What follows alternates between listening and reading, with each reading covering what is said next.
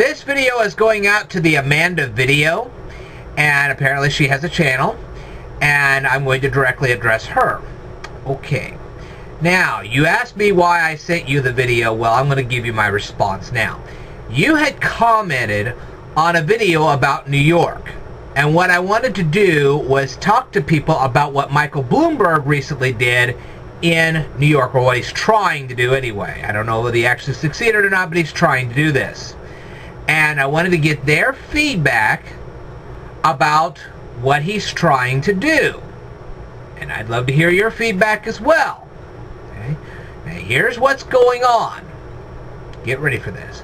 Michael Bloomberg wants to make sure that when soda pop is sold in his state, that you cannot get it in any size other than a 16-ounce size. Okay? Which is slightly bigger than a soda pop can. Now this would affect all restaurants, all grocery stores, you name it, it would affect it. Alright? And what I was talking about in the video was the ramifications of what he was trying to do. Now I understand why he's trying to get rid of obesity. Obesity is a major problem in the United States. But this is not going to help. Alright? What he's proposing is, you know how you go to the supermarket and you got those 20-ounce soda bottles? Okay, all of those would have to be changed in the state of New York in order to conform to what Michael Bloomberg wants. But that's not all. All those 2-liter bottles of soda pop you see in the stores, they would have to change. Okay? You couldn't get a 2-liter bottle of soda pop anymore. You could still get your cans. Get a 12-pack of cans, but you couldn't get the big 2-liter bottles of soda anymore. Also at restaurants, you know how they have those 16-ounce and 32-ounce and even 44-ounce cups of soda? You could get the 16-ounce, but not the 32 and not the 44, not the 64. All that would have to change too. Now I'll tell you the economic impact of such a thing. One, all the manufacturers who manufacture those paper cups, who manufacture those 2-liter bottles, who manufacture those 20-ounce bottles, they would have to change how they manufacture things. That means that all of that plastic would have to be recycled. All of that paper would have to be recycled. All of that foam would have to be recycled, because sometimes you have those foam cups instead of the paper cups. All that would have to be reformatted. So, you talk about a massive recycling project. Not to mention that all this stuff has already been distributed. Now they have to recall all that stuff back. Talk about a nightmare. We're talking a financial nightmare. All the equipment that they've been using to make all that stuff, all those paper cups, all those plastic cups, all those 20-ounce and 2-liter bottles, all that equipment would have to be reformatted to meet the requirements of New York City. Now, who's going to pay for that? You think the companies are going to pay for that? No. Do you think the government's going to pay for that? No. The consumers are going to pay for that. Your prices are going to skyrocket. And it's not just in New York. Remember, they have to make special bottles for New York, even though the rest of the United States, they don't have to make special bottles for. Okay? So that means that they're going to spread out the cost of what they have to do in New York to everybody across the United States. Yep. So all of us are going to have to pay for that special whatever they have to do to make those bottles and cans and everything else conform to what they're requiring in New York. Now the thing is, here's the problem. Let's say that this idea in New York catches on across the United States. You talk about a major mess. And the thing is, it's really not going to stop these people. Because what's going to happen is that off-site companies are going to make plastic cups, plastic bottles, whatever it is. They won't necessarily conform them to a particular soda pop product. Okay?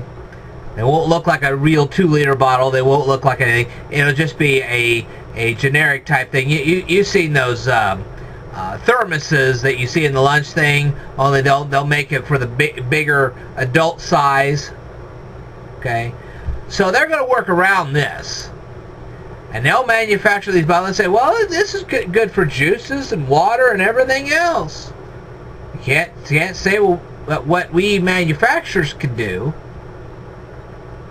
So what's going to happen is these people are going to buy these empty bottles and cups and whatever, and they're going to pour their 16-ounce sodas in here, and they're just going to drive right along anyway. A lot of stuff's going to be takeout. Now, this is going to actually hurt in restaurant dining. Okay? It's going to affect in restaurant dining because people are not going to sit in a restaurant and be told that your cup cannot be more than 16 ounces. So they're going to stop dining in the restaurants. It's all going to be take-home. Because they're going to drink whatever they want, and they're going to drink as much as they want. They say, well, they can still get free refills. Oh, yeah. Up to a certain point, and then Bloomberg will shut that down, too. Do you see the economic impact this is going to have on restaurants, on gas stations? They think prices at gas stations are bad now. Wait till Michael Bloomberg gets in there. We don't need Michael Bloomberg to be our nanny. If he wants to do a whole bunch of public service ads, then do it. But don't play with our soft drinks. We'll drink what we want. And if we develop problems, that's our business. That's our problem. Not yours. Okay? Now, when you're trying to regulate alcohol and tobacco, which really affects a lot of people, that's one thing. But when you're trying to regulate soda pop, you're way out of line. Okay? If you want to increase insurance costs, say, hey, you can drink all the soda pop you want, but you're going to pay extra on your insurance because of it. I can understand that. That's how you get them. You don't make the industries change.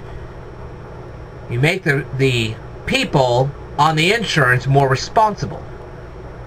Say, look, you'll get a discount on your insurance if you don't drink in soda all the time. And we'll know. And believe me, there are plenty of good tests that'll show how much you're drinking a line of soda pop. Teeth rotting out all over the place, that'll be a really good sign. You regulate it through the health insurance. You do not regulate it through the soda pop companies. Now, if you want to propose, or if Michael Bloomberg wants to propose, all right, a law which says that people under the age of 18 can't get a soda pop more than 16 ounces in size, I'd go for that. That wouldn't change near the infrastructure. They make smaller bottles for the kids and then bigger bottles for everybody else. I understand that. That'd be okay. You have to be carded. It's just like cigarettes and tobacco. You have to get cigarettes and alcohol. You have to get carded in order to get this higher size. That's okay. I agree with that. But to stand there and dictate to adults how they're going to eat, that's a problem. And that's what the video was all about. That's why I sent it to you. It will affect your pocketbook eventually. If it's not affecting it yet, it will eventually affect your pocketbook. That's why I told you all that stuff. Alright? I will tell you more in a future video, so stay tuned.